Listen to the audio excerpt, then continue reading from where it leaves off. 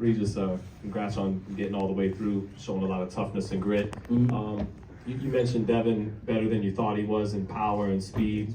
Is he the best fighter you've shared the ring with, sparring, amateurs, pros? I don't think sparring, but in the pros so far, it seems like, it's all the different, you know, with the Josh Taylor and, you know, like had Terry Flanagan and stuff like that, but Devin is definitely, he's definitely better than I thought he was, for sure. You know, he does have fast, he does have fast feet, good defense, and, you know, he has sneaky power, for sure. You know, it's not like he doesn't have the concussive power to like just, you know, knock you out like that, but he does have sneaky power to where he can run you into it.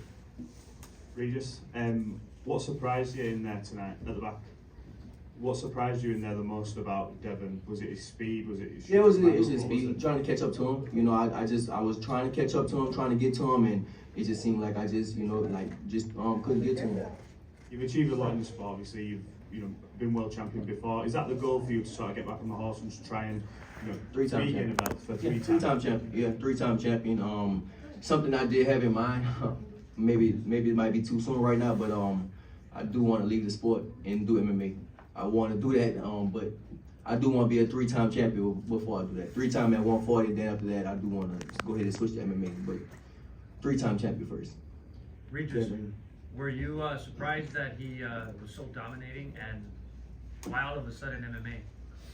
It's not all of a sudden. That's why I've been had it on my mind for a while, you know. But I was a champion, so it's like you can't just give it up as a champion. But I do want to. I'm not saying I'm gonna do MMA now, but after I get a belt for the third time, then I'll probably go ahead and switch. But no, not right now.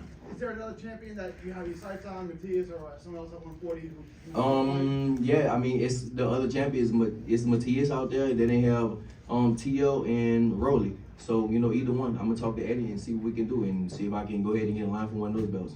How much time will you take off after this? I'm chilling. Win, lose, or draw, I already said, bro. I'm chilling. Christmas and New Year's and all that stuff coming up. So, yeah, I'm about to chill for a while. I got a lot of stuff on my plate outside of boxing, so I'm going to focus on that right now. Regis, after the fight, we all saw you and Bill exchange some words. Can you talk about that a little bit?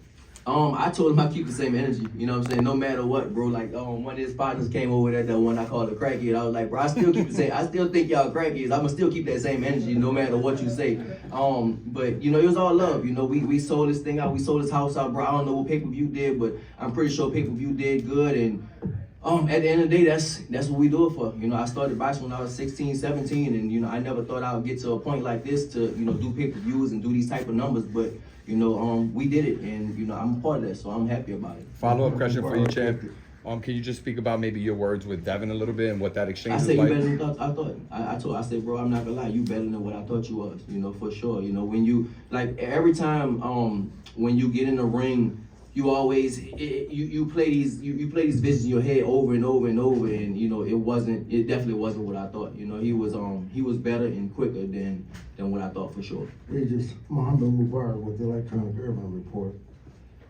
Hold your head up high, walk tall. You did a great job, in spite of losing.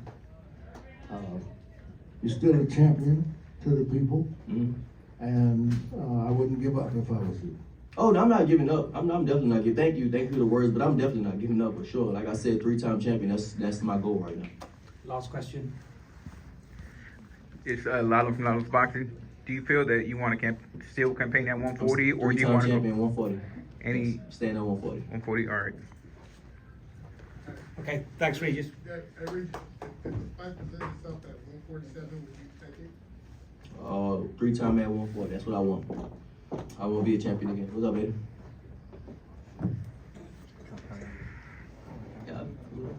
Okay, we'll do a couple more. Stephen Codina, Carolina Sports. Just congrats, Regis, just on a great value performance. Eddie, just you want to talk about Regis? He wants to be a three-time champion. Just talk about his performance and just what lies ahead for Regis. Yeah, I think he was pretty honest in the ring after. I thought Devin was just too good tonight, and I think there's no harm in that when you're chasing greatness and you fight at the very elite level of the sport. Sometimes you get beat by the better man. I think he should be applauded for taking the fight in the first place. He won the world title, had a defence at home, and wanted to be in those big fights. And that was a big experience for him tonight, big occasion.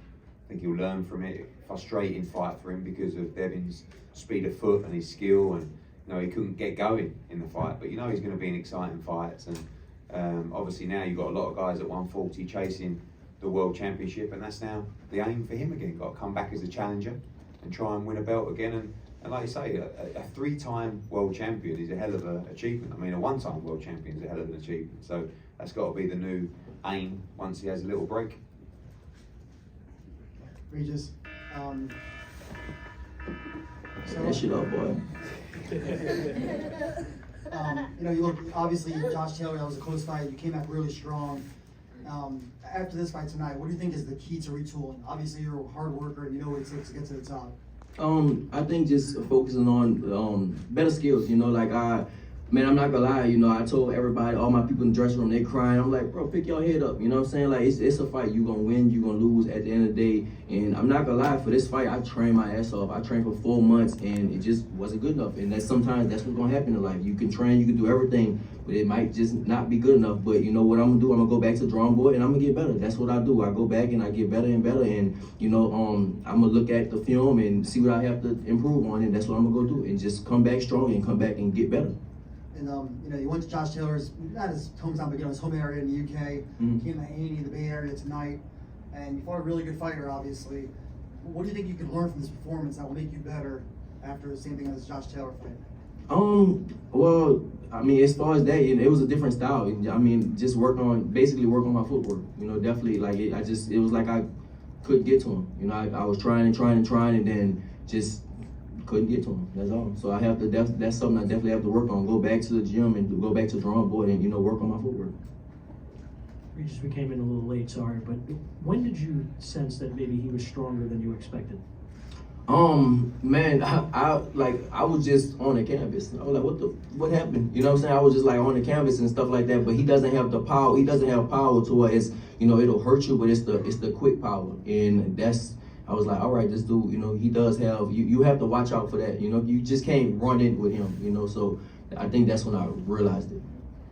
Did you suffer any injuries, like facially or anything like that during? No, I like the stuff you can see, but nothing never hurt me. Nothing that in the fight never that I felt that hurt me. Even the ref kept coming back. He was like, man, you might be down. You down. You have to do something. And I was like, bro, I'm straight. I'm good. Like nothing. Even my head, nothing hurts right now. But I was down a lot.